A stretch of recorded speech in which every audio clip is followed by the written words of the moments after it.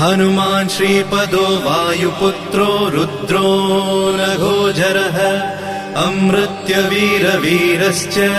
ग्रामवासो जनाश्रयः धनदो निर्गुणः शूरो वीरो निधिपतिर्मुनिः पिङ्गाक्षो वरदो वाग्मी सीता शोकविनाशकः शिवः शर्वः व्यक्तो व्यक्तो धराधरः पिङ्गकेशः पिङ्गरोमा श्रुतिगम्यः सनातनः